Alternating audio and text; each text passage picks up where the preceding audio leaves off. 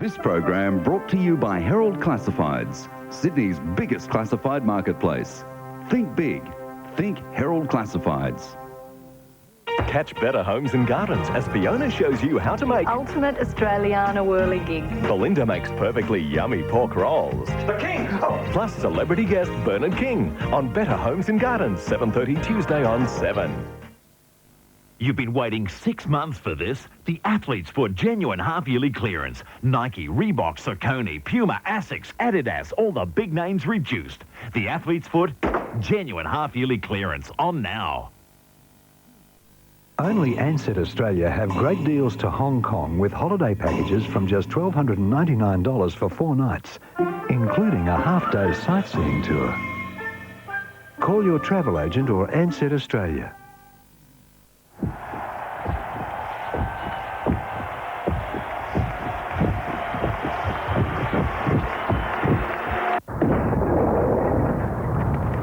Some athletes are born great.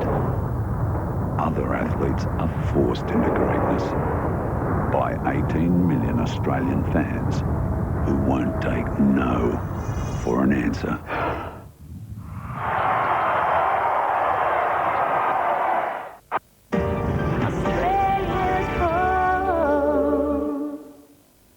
Seven Nightly News is brought to you by Ansett Australia, one of the world's great airlines, and the National Australia Bank, tailoring banking to your needs. 7 Nightly News with David Johnston. Heated exchanges as Alexander Downer is called on to resign. A nationwide recall of contaminated peanut butter. And men, the new victims of osteoporosis. Good evening. There's a call tonight for the sacking of Foreign Minister Alexander Downer over claims he misled the federal parliament. Leaked letters from the Chinese government reveal Mr. Downer was wrong when he denied receiving any protest at the scrapping of an overseas aid program. Ministers must be honest in their public dealings and should not intentionally mislead the Parliament or the public. There was uproar in Canberra when the opposition accused Alexander Downer of misleading the Parliament. Dodger Downer it was. Dodger Downer by name. Dodger Downer by nature. The allegations centre on the government's decision to save money by scrapping DIF, the Development Import Investment Facility, an overseas aid program. Last Tuesday, Mr. Downer ridiculed claims by the opposition the move had damaged Australia's relations with China. But if this was a serious issue in our relationships, they'd raise it at the ministerial level. They'd be writing me letters. They'd be expressing their concern to me, not one. But now, under questioning from the opposition, the minister has admitted he did, in fact, receive a letter of protest. It was drawn to my attention later that a Chinese vice minister had written to me. Seizing on the blunder, the opposition moved its first censure motion. The Prime Minister has to sack this Foreign Minister if he's not prepared to go. A deceitful, dishonest buffoon. A Foreign Minister. It's another embarrassing blow to Mr. Downer, who's also faced claims he bungled Australia's appointment of an ambassador to Indonesia. Also in the Parliament, John Howard moved to quash fears the government is considering advice contained in the audit report to slash pensions. There will be no mucking around with pension levels. There will be no taking away of the social security safety net. In Canberra, Helen McCabe, 7 Nightly News. Construction sites were left idle today as thousands of building workers rallied against government changes to tax concessions. In Sydney, workers turned a rowdy invasion of the tax office into a family affair. Across the country, 100,000 building workers walked off the job. In central Sydney, they took their fight to the tax office. Wives, partners and children of building workers joined the fight, demanding the government reverse its decision to tax travelling allowances. They say it will cost each family $1,000. People here have families, young children. They don't have that money and they don't know where they're going to find it. In Melbourne, a much rowdier protest. About 100 workers storming the office of Hudson Conway. Police guards stopped them going any further than the first floor, but upstairs they had the backing of the chief executive. What people need to understand that these men retrospectively are being penalised by up to $1,500 per annum. And I don't think that's fair. Hudson Conway said they'd support the workers' fight in Canberra before shouting them lunch at a nearby pub. Sonia Wilkes, 7 Nightly News. Animal feces, possibly rats, are believed to be the cause of contamination of several brands of peanut butter. The well-known labels are being recalled across Australia. Already, more than 50 people have been treated for salmonella poisoning. Sandy Tomlin says her daughter was hospitalised and her son left seriously ill after eating contaminated peanut butter. 2 tests confirmed salmonella poisoning. They've both had severe diarrhoea, vomiting to begin with. The vomiting's stopped, and Reese also was passing blood from his bowels. 33 Victorians, 22 of them children aged 10 and under, and 18 South Australians have so far been affected. In Adelaide, Kayla Dwyer became violently ill over Easter. She was pulling her hair, rolling around the floor screaming. Health officials say they may be just the tip of the iceberg and warn symptoms can be serious. If the organism invades other parts of the body or gets into the bloodstream, then of course that's very serious. 9 peanut butter brands, all produced at a Port Melbourne factory by General Foods, have been recalled nationally. The brands recalled are the bulk 2-kilogram food service Eater Crunchy, Daffodil, PDF, Farmland, IGA and Savings nationally, Home Brand and No Frills Butter in 3 states and Bilo from 4 states. The hotline inquiry number is 1800 034 241. Liz McGrath, 7 Nightly News. The police officer in charge of Sydney Olympic security is under scrutiny tonight after it was revealed he used tear gas on a burglar who refused to give his name. But Superintendent John Garvey has told the Police Royal Commission he sprayed the prisoner with mace only after the man barricaded himself in a detective's home. Superintendent John Garvey holds one of the most sensitive jobs in the state's police force. He's head of security for the Sydney Olympics. But this morning he appeared before the Police Royal Commission to answer questions about the tear gassing of a prisoner in 1984. Codenamed YM1, the self-confessed cat burglar had been arrested at Sutherland Police Station over a string of robberies in Sydney and Melbourne. When YM1 refused to give police his name or fingerprints, he says he was punched, handcuffed and repeatedly sprayed with mace until his hands were prized open and printed. His story was largely supported by an unnamed officer who's rolled over to the Royal Commission. Superintendent Garvey admits spraying the prisoner with mace, but says while he can't recall the incident, records from the time show it was because YM1 had hit an officer and locked himself in an interview room. Former Detective John Davidson was also quizzed about his involvement in the arrest of YM1. 12 years after the event, Davidson denied punching the prisoner in a cell. If I'd hit him, he'd still be lying there. I hit hard.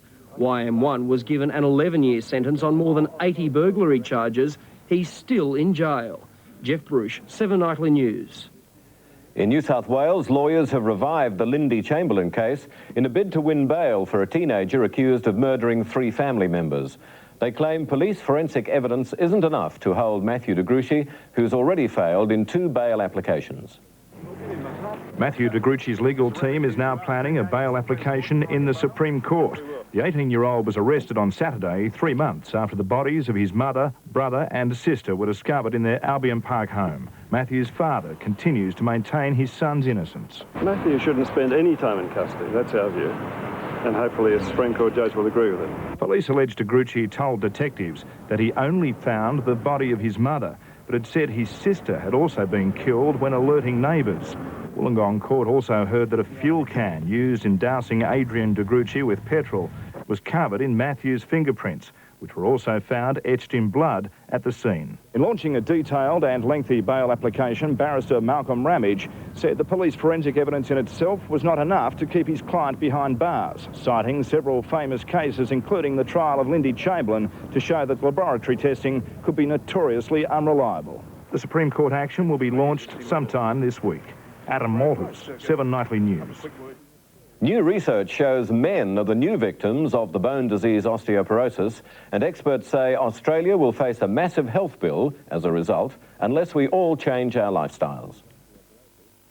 Osteoporosis is the most common disease in the over 60s. More than half of all women are affected.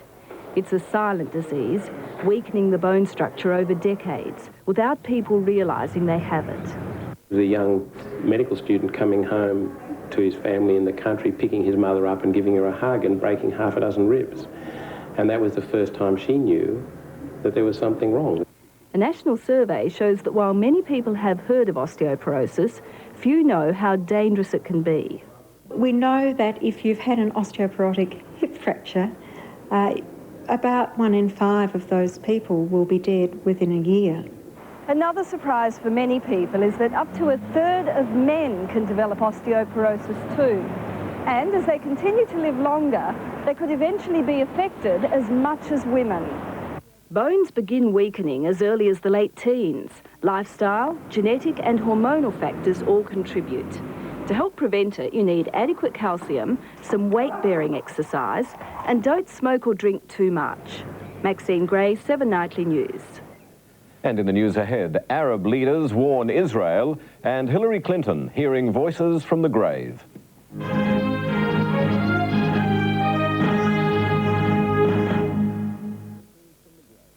The first years of buying a house can often be the most uncertain. But with a fixed-rate national tailored home loan package, you'll know exactly what to expect. For 1 year, 2 years, in fact, right up to 5 years, no matter how many other things change along the way. So for fixed rates that can help you own your home sooner, starting at a low 7.5% fixed for 1 year, talk to the National, tailoring banking to your needs. On Today Tonight, the battered wife... I had that many knocks across my head and my face. Driven to kill. He opened the car door and pushed me out while the car was still going, and I was pregnant at the time. My kids' lives has been ruined because of him, and he smacked me across the face, and that was it. I just snapped. When he went in to get dressed and come out, shot him. But a jury set her free. I didn't mean to kill him. He even said that women deserve to be beaten. 6:30 tomorrow. Wonderland is turning 10 this month, and to celebrate, we're giving away all sorts of prizes. There's 1,000 Hoyts Super Saver passes, as well as a Hoyts Gold Pass. Your chance to see the Batmobile and win a ride around Eastern Creek Raceway, plus 500 double passes to an exclusive Mission Impossible screening at Hoyts. For all the details, just come on out to Wonderland. Now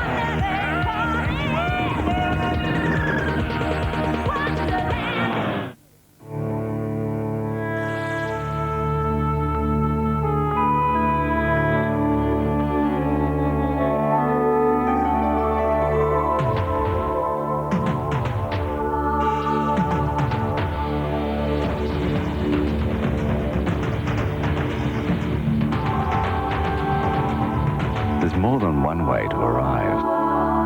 By road or by Jeep Grand Cherokee. G'day. How are you? Oh, fine. Now, but earlier. Blocked sinuses, pressure, mucus.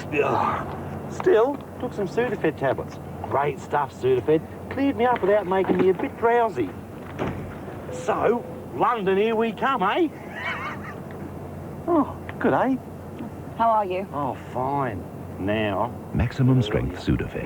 Fast sinus relief, not fast asleep. In a Perth court today, an abattoir manager pleaded guilty to deliberately mislabeling meat. He's been convicted for his part in a widespread meat substitution racket. When it comes to price, lamb is the most expensive, mutton and hogget the cheapest. The difference between them at your local butcher, up to $10 a kilo.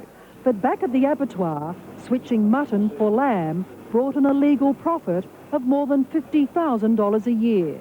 Today in the Perth District Court, 52-year-old Milton Beckett admitted he'd stamped the lamb brand on mutton carcasses and also falsified invoices, but said he was following orders from his boss. I'm sorry, no comment.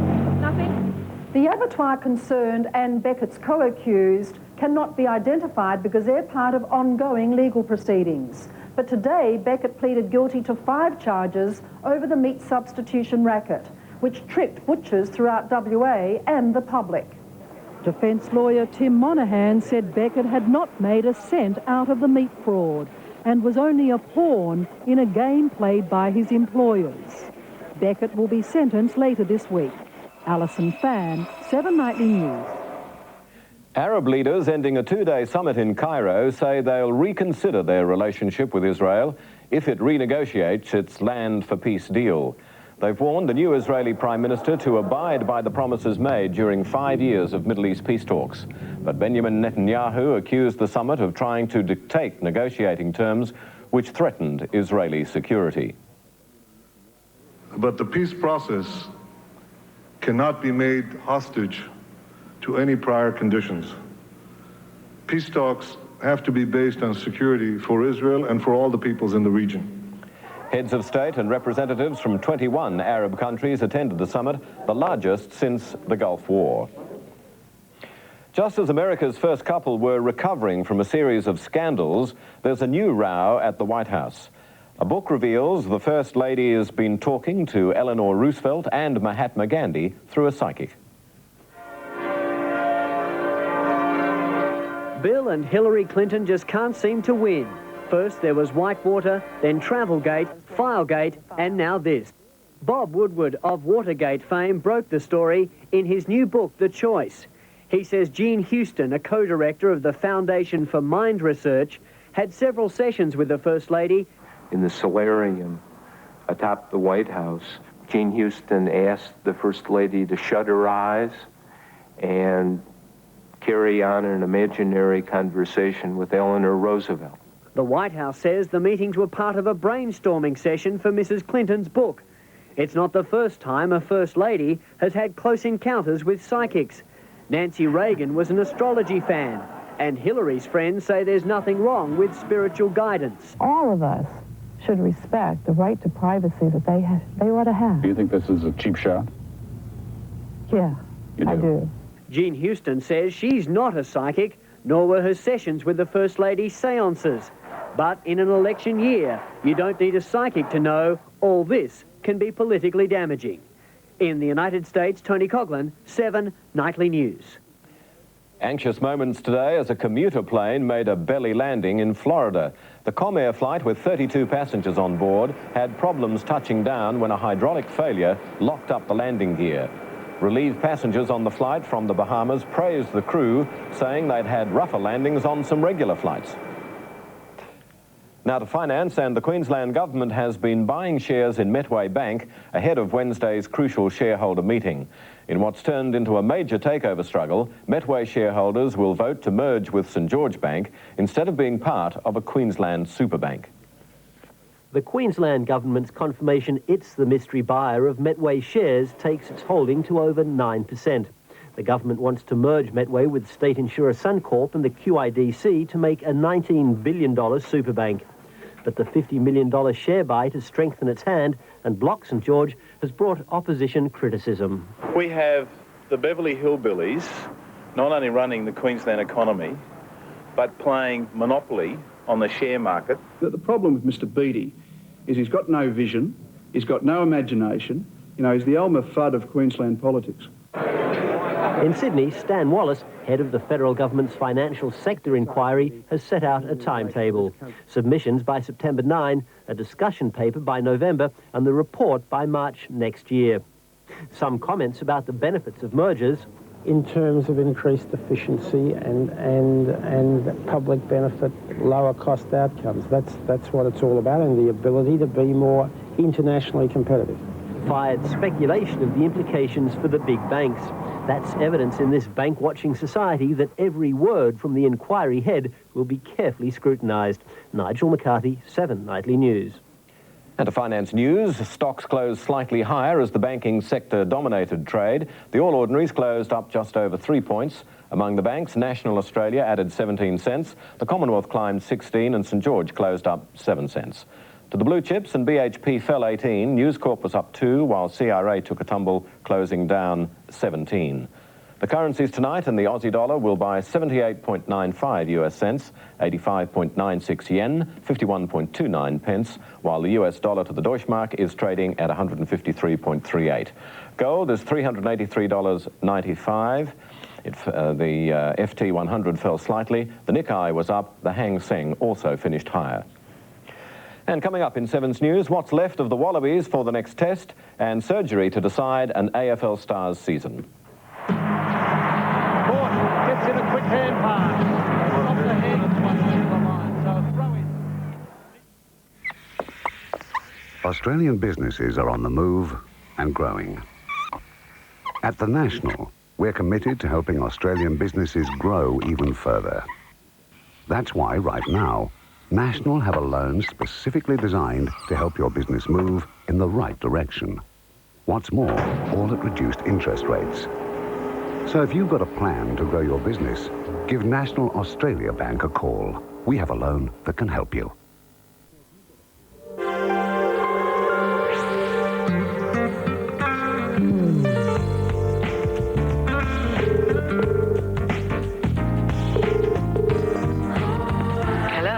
Hi, how is he? Better. Looking forward to seeing you. When you can. Tell him I'll be there tomorrow. Can you manage that? I've cancelled a couple of things. I'll finish up the important stuff before I leave. Not tonight. No. In the morning. I'll be fresh. The roads will be empty. It's a long drive. It's a pleasant drive. When shall we expect you? I'll call when I get close. The all-new BMW 5 Series. Sheer driving pleasure.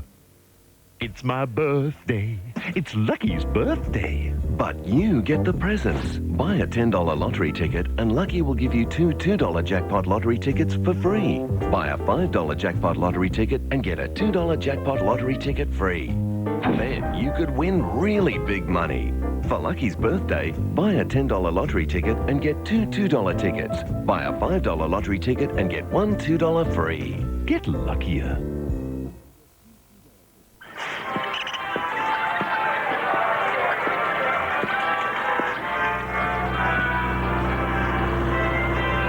I've got corn today, Mrs. Johnston.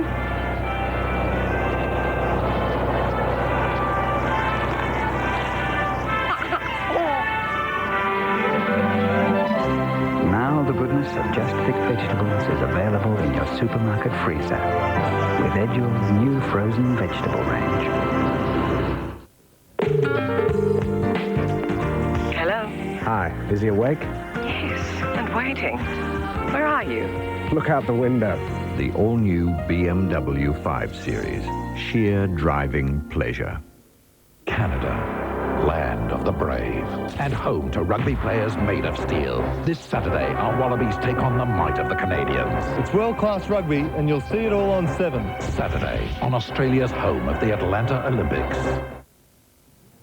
Now to sport, and at the AFL Tribunal in Melbourne tonight, Collingwood player Steve Patterson has been suspended for a week after charging a Carlton opponent in last Saturday's game. It was Patterson's first appearance before the Tribunal. Earlier, St Kilda's Peter Everett was cleared of a striking charge against West Coast's Daniel Metropolis. An anxious wait for the West Coast Eagles to find out if champion halfback Glenn Jakovich will be able to play again this season.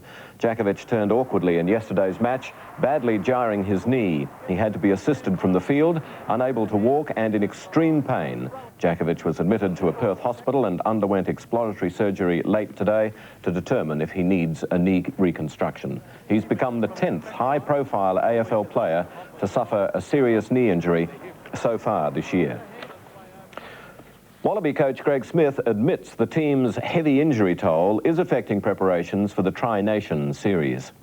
Selectors have named 6 new faces for Saturday night's one-off test against Canada, with Daniel Herbert into the centres, Scott Bowen at 5/8, Northern Suburbs' Mark Bell making his debut, and Queenslander Brendan Cannon on standby for Mark Caputo. There were plenty of new faces on the Wallaby bus this morning, but none with more raw enthusiasm than Mark Bell. In the absence of Australia's 3 leading hookers, the former prop cum rake had just been picked for his first test. An honour the 27-year-old didn't think was beyond him. If you ever give up, then it's no use going on. So, you know, I'd be 50 and I think I'd still make it. Daniel Herbert has been recalled to replace the wounded Joe Roth, easing the disappointment of missing the Welsh series. I was pretty shattered about it, but, I mean, you've got to lift yourself up, and I've got a chance now and just got to make the most of it. An injury to Pat Howard has also revived the test fortunes of Scott Bowen. And the Waratah 5'8" is keen to entrench himself for the Tri-Nation Series. It's been great just being involved in the 21, but to actually participate, it's going to be, a fantastic experience. The Canadian match was to be a fine-tuning exercise for the Wallabies in preparation for the All Blacks and Springboks. But the dramatic change in personnel has disrupted those plans. We sort of have to start over again in certain areas. Meantime, the ARU has decided against taking further action over an incident that left Ben Tune requiring stitches in the opening seconds of Saturday's test. Paul Gregg, 7 Nightly News. The championships are just about to get underway at Wimbledon, with Mark Philippoussis leading the charge for Australia. John Alexander is there for 7 as the Scud zeroes in on Argentina's Xavier Frana, with 4 other Aussies also in action on day 1. It's the most popular tournament in the world, and hundreds queued days for tickets. Among them, Aussie fans. We were screaming when we arrived here because it was like, we're here, we're arrived. With plenty of supplies to keep them going. Chocolate drink and cup of soup and deck of cards to keep us occupied. Among the stars they've come to see, Andre Agassi cramming the practice in the final hours. His form's been shaky, and he's saying little about his chances.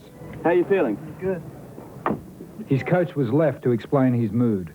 I think he actually was really feeling good about the way he was hitting the ball today, and I think he really wants to let his racket do the talking. But world number 1, Pete Sampras, is still the one to beat, as he fights for a 4th title. But he's been stopped before by this man, Australia's Mark Philippoussis. First, though, he's got to get past Argentine Javier Frana.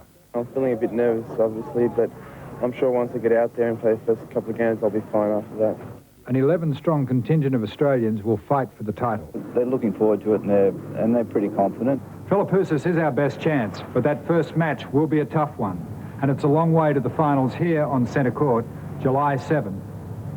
At Wimbledon, John Alexander, 7 Nightly News. Just 3 weeks out from the Olympics, America's Michael Johnston has thrown down the gauntlet to his rivals, smashing track and field's oldest record in the 200 metres. Johnston clocked 19.66 seconds to set himself as the hottest favourite for Olympic gold in Atlanta and gain a huge psychological advantage over his 200-metre rivals. Mike Marsh, Jeff Williams, Paul Lewis down in lane 1. Through the final meters, Michael Johnston. And it's a world record. The run sliced 0.6 of a second off Italian Pietro Manea's record set in 1979. Now, still to come, Tuesday's weather, musical stars shine for an Andrew Lloyd Webber spectacular. When we first met, I felt I'd known you for a long time. It was quite strange, actually. We immediately sort of started talking and had a good time together.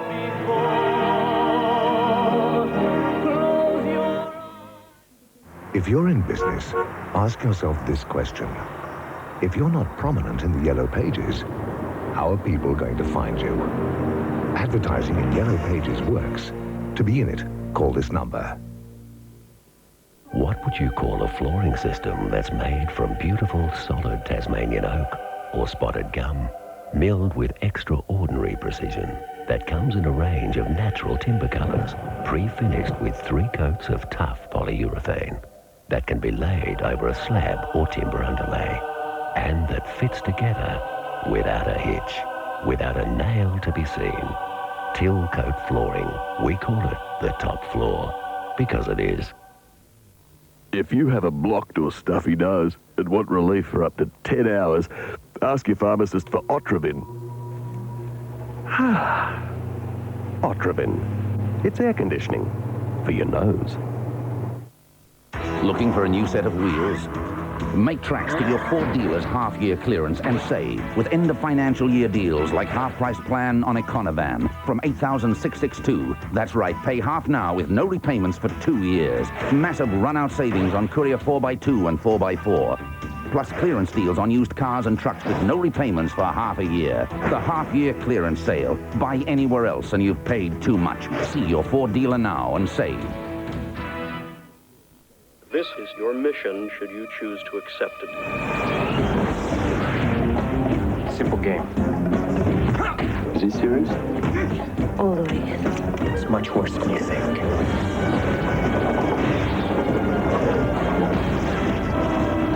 I can understand you're very upset. You've never seen me very upset. tape will self-destruct in 5 seconds.